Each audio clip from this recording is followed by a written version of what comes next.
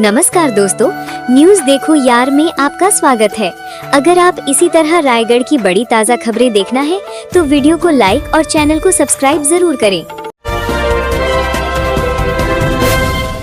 रेत के अवैध परिवहन में लगे 9 ट्रैक्टर जब्त, वाहन मालिकों पर दर्ज हुआ प्रकरण। कलेक्टर के निर्देश पर खनिज विभाग की कार्रवाई लगातार जारी। जिले में खनिज की अवैध उत्खनन और परिवहन के विरुद्ध प्रशासन ने कड़ा रुख अपनाया है। कलेक्टर श्री मयंक चतुर्वेदी के निर्देश पर चलाए जा रहे विशेष अभियान के तहत खनिज अमले ने बड़ी कार्रवाई करते हुए अवैध रूप से रेत का परिवहन कर रहे 9 ट्रैक्टरों को जब्त किया गया है। जिला खनिज अधिकारी श्री रमाकांत सोनी ने बताया कि खनिज निरीक्षक श्री सोमेश्वर सिन्हा एवं जांच दल द्वारा सतत निगरानी के दौरान ये कार्रवाई की गई।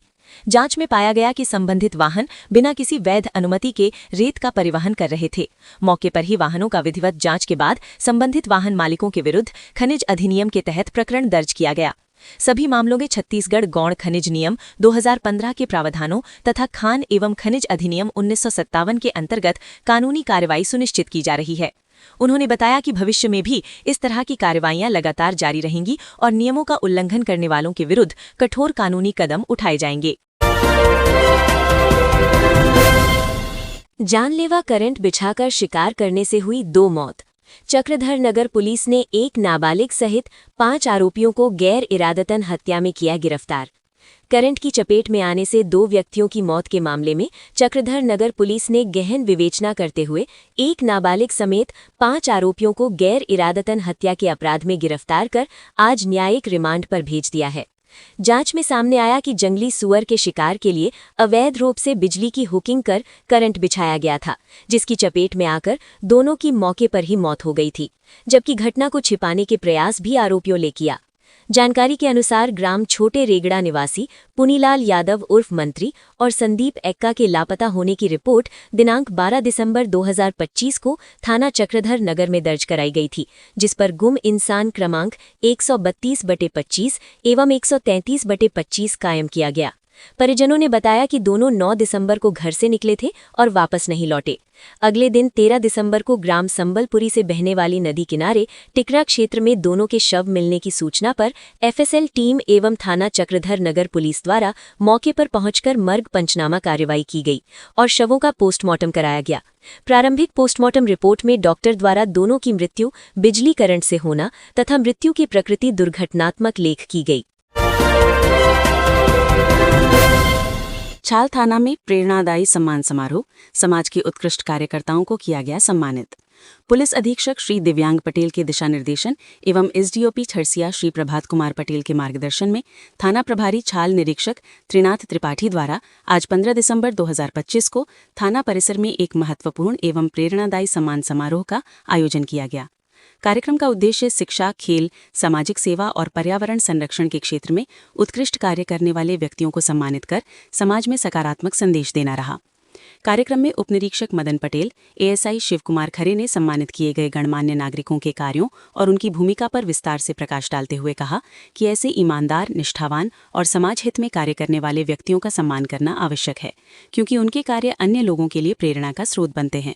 उन्होंने सभी सम्मानित जनों को शुभकामनाएं देते हुए भविष्य में भी इसी समर्पण भाव से कार्य करते रहने की अपेक्षा जताई। लाल किले में गूंजा छत्तीसगढ़िया सबले बढ़िया।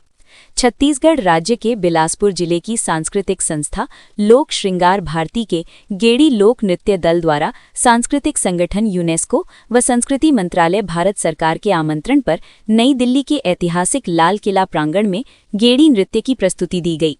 7 से 13 दिसंबर तक आयोजित अंतर्राष्ट्रीय समारोह में 180 देशों के प्रतिनिधियों की सहभागिता रही। समारोह में बिलासपुर के गेड़ी नर्तक दल ने अपनी प्रस्तुति से दर्शकों को मंत्रमुग्ध कर दिया। अंतर्राष्ट्रीय मंच पर छत्तीसगढ़ की कला संस्कृति को काफी सराहा गया। मुख्यमंत्री श्री विष्णुदेव साई ने इस गेड़ी नर्तक दल को बधाई और शुभकामनाएं दी हैं। समारोह का ऐतिहासिक क्षण तब आया जब भारत के महापर्व दीपावली को यूनेस्को द्वारा विश्व सांस्कृतिक धरोहर के रूप में मान्यता प्रदान की गई। इस उपलब्धि में छत्तीसगढ़ के गेड़ी लोक नृत्य दल की प्रस्तुति को विशेष सराहना मिली। गेड़ी नृत्य की भावपूर्ण और साहसिक प्रस्तुति से केंद्रीय संस्कृति एवं पर्यटन मंत्री श्री गजेंद्र सिंह शेखावत प्रभावित हुए। उन्होंने छत्तीसगढ़िया सबले बढ़िया कहकर कलाकारों का उत्साहवर्धन किया। ग्राम पंचायत टांगर घाट में घर घर कचरा संग्रहण से स्वच्छता की सफल पहल। जनपद पंचायत तमनार अंतर्गत ग्राम पंचायत टांगर घाट में स्वच्छता के क्षेत्र में एक उल्लेखनीय और प्रेरणादायक परिवर्तन देखने को मिला है। लंबे समय तक गांव में कचरा निस्तारण की कोई सुव्यवस्थित व्यवस्था नहीं होने के कारण ग्रामीण घरों का कचरा खुले स्थानों, सड़कों के किनारे और नालियों में फेंक देते थे। इससे गांव का वातावरण प्रदूषित रहता था, दुर्गंध फैलती थी, मच्छरों की संख्या बढ़ रही थी और जल भराव जैसी समस्याएं आम थीं, जो स्वास्थ्य के लिए भी खतरा बन रही थी। इन परिस्थितियों को देखते हुए ग्राम पंचायत टांगर घाट ने स्वच्छता को प्राथमिकता देते हुए घर घर कचरा संग्रहण की व्यवस्था प्रारंभ की। इस पहल में महिला स्व सहायता समूह सुख शांति वैभव लक्ष्मी की महत्वपूर्ण भूमिका रही। समूह की सक्रिय सदस्य श्रीमती सुशीला चौहान एवं साथी रथकुंवर द्वारा ग्रामीण परिवारों को गीले एवं सूखे कचरे को अलग अलग रखने के लिए लगातार प्रेरित किया गया। साथ ही सफाई मित्रों को आवश्यक प्रशिक्षण देकर नियमित रूप से कचरा उठाव सुनिश्चित किया गया। गांव में माइकिंग, पोस्टर, ग्राम सभा एवं मोहल्ला बैठकों के माध्यम से व्यापक जन जागरूकता अभियान चलाया गया। जन दर्शन के प्रकरणों का प्राथमिकता के साथ निराकरण करें। कलेक्टर मयंक चतुर्वेदी। जिला कलेक्टरेट में आज आयोजित जन दर्शन कार्यक्रम के दौरान कलेक्टर ने जिले के विभिन्न ग्रामों एवं शहरी क्षेत्रों से पहुंचे आम नागरिकों की समस्याएं, मांगे एवं शिकायतें गंभीरता से सुनी। उन्होंने स्पष्ट रूप से कहा कि जन दर्शन आम जनता और प्रशासन के बीच सीधा संवाद स्थापित करने का सशक्त माध्यम है, जिसमें प्राप्त प्रत्येक आवेदन का नियमानुसार समयबद्ध एवं गुणवत्तापूर्ण निराकरण सुनिश्चित किया जाएगा। कलेक्टर ने संबंधित विभागीय अधिकारियों को आवश्यक दिशा निर्देश भी दिए।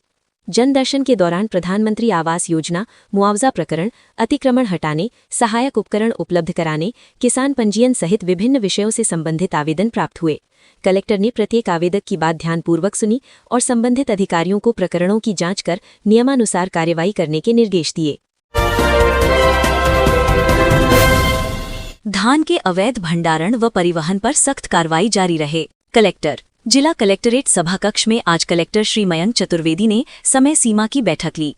बैठक में कलेक्टर ने विभागवार लंबित प्रकरणों की गहन समीक्षा करते हुए उनके समयबद्ध एवं त्वरित निराकरण के सख्त निर्देश दिए।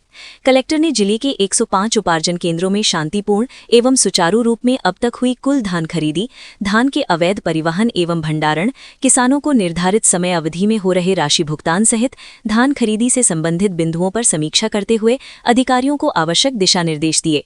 उन्होंने कहा कि धान खरीदी योजना राज्य शासन की प्राथमिकता में शामिल है। कलेक्टर ने साफ निर्देश देते हुए कहा कि किसानों की वास्तविक उपज को विक्रय करने में किसी भी प्रकार की अनावश्यक परेशानियां नहीं होनी चाहिए। ग्रामीण स्तरीय विधायक कप क्रिकेट 2025 बिंज कोर्ट में उत्साह का माहौल, मुकाबला जारी। खरसिया की ग्राम बिंज कोर्ट में ग्रामीण स्तरीय विधायक कप क्रिकेट प्रतियोगिता 2025 का भव्य आयोजन पूरे उत्साह के साथ चल रहा है।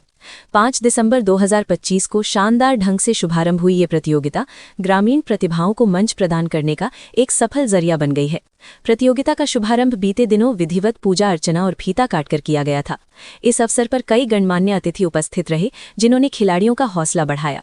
अतिथियों की मौजूदगी में टॉस कराकर पहला मैच शुरू किया गया, जिसके बाद से ही मैदान पर रोमांचक मुकाबले देखने को मिल रहे हैं। बड़ी संख्या में खिलाड़ी, खेल प्रेमी और ग्रामीण हर दिन मैच का लुत्फ उठाने के लिए मैदान पर पहुंच रहे हैं, जिससे पूरे गांव में एक खेलमय और उत्सव जैसा माहौल बना हुआ है। ये प्रतियोगिता केवल खेल तक ही सीमित नहीं है, बल्कि खिलाड़ियों के उत्साह को बढ़ाने के लिए आकर्षक पुरस्कार भी रखे गए हैं। प्रथम पुरस्कार 40,000 रुपये, द्वितीय पुरस्कार 25,000 रुपये, तृतीय पुरस्कार 15,000 रुपये, चतुर्थ पुरस्कार 10,000 रुपये। इसके अतिरिक्त खिलाड़ियों को सांत्वना पुरस्कार भी प्रदान किए जाएंगे। जीएसटी रेड, फिल कोल के मालिक प्रवीण झा ने सरेंडर किए 11 करोड़।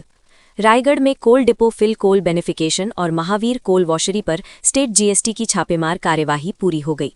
लंबे समय बाद जीएसटी ने कोयला कारोबारियों पर हाथ डाला है। फिल कोल ने 11 करोड़ की अवैध कमाई सरेंडर की है। वाणिज्यिक कर विभाग की इस कार्यवाही का नेतृत्व सचिव मुकेश बंसल कर रहे थे। उनके निर्देशन में जीएसटी टीमों ने करीब दर्जन भर ठिकानों पर कार्यवाही की। बिलासपुर के फिल कोल, महावीर कोल वॉशरी और पारस पावर एंड कोल के करीब 11 ठिकानों में छापेमारी की गई। रायगढ़ में फिल कोल बेनिफिकेशन नवापारा टेंडाग और महावीर कोल वॉशरी भेंगारी के फैक्ट्री और दफ्तर में छापा मारा गया है। शुक्रवार को स्टेट जीएसटी की टीमें दोनों फर्मों के रायगढ़ स्थित ठिकानों पर पहुंची। शनिवार को भी कार्यवाही जारी रही। मिली जानकारी के मुताबिक फिल कोल के मालिक प्रवीण झा, प्रदीप झा और दिव्यांश झा ने 11 करोड़ की कमाई सरेंडर की है। वहीं महावीर कोल वॉशरीज प्राली ने 10 करोड़ सरेंडर किए हैं। अधिकारियों ने ऑफिस, घर, प्लांट और वॉशरी में दस्तावेज खंगाले।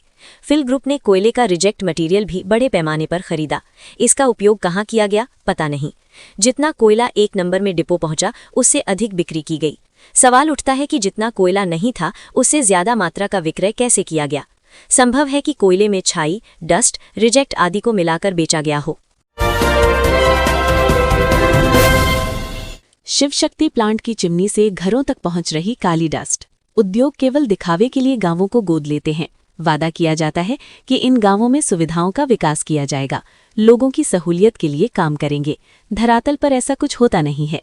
हमीरपुर रोड पर स्थित शिव शक्ति स्टील प्लांट से आसपास के गांव त्रस्त हैं। प्लांट की चिमनी से निकल रही कालिख लोगों के घरों में पहुंच रही है। चक्रधरपुर में शिव शक्ति स्टील प्लांट स्थित है।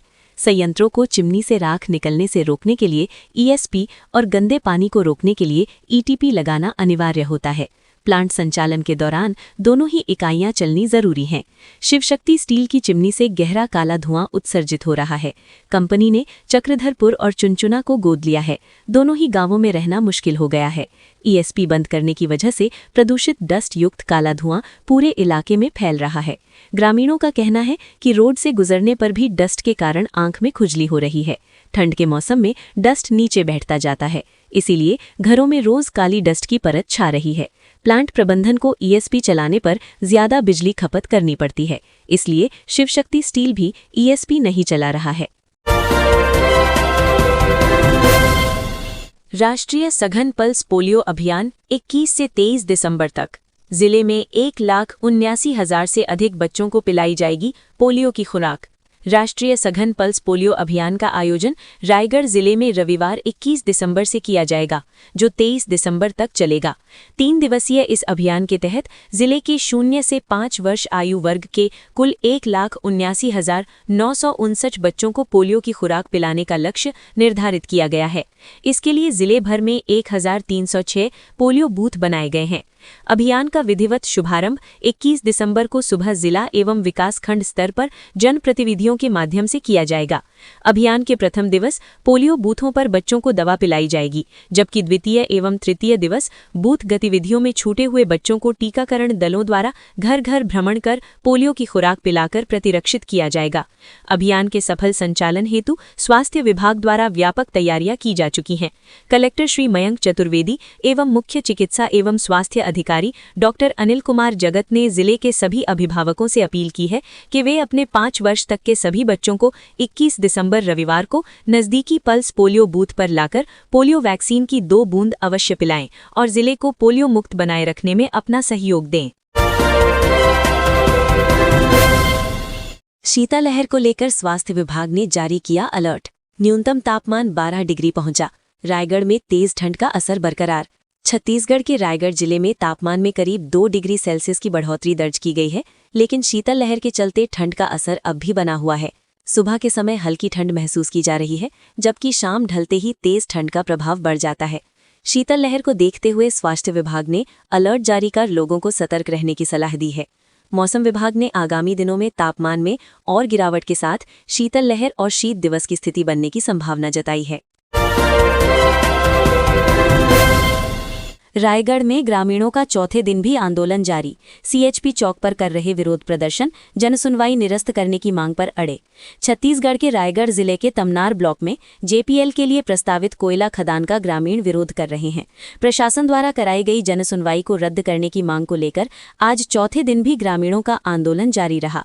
ग्रामीण शांतिपूर्ण तरीके से अपना विरोध जता रहे हैं। शुक्रवार से ग्रामीण सीएचपी चौक पर आंदोलन कर रहे हैं। इस आंदोलन में करीब 14 गांवों के लोग शामिल हैं। इनमें धौराभांठा, लिब्रा, जिकाबहाल, बागबाड़ी, बुढ़िया, समकेरा, झरना, खुरुसलेंगा, लमडांड, बिजना, टांगरघाट, आमगांव, रावणगुड़ार और तिलाईपारा के ग्रामीण मौजूद हैं। बताया जा रहा है कि शुरुआत में ग्रामीण 2 पालियों में धरना दे रहे थे। सुबह महिलाएं बैठती थीं और रात से सुबह तक अन्य ग्रामीण। अब सभी लोग 24 घंटे आंदोलन कर रहे हैं। ग्रामीणों की मांग है कि पहले गुपचुप तरीके से कराई गई जनसुनवाई को रद्द किया जाए। उनका कहना है कि मांग पूरी होने तक वे शांतिपूर्वक आंदोलन जारी रखेंगे।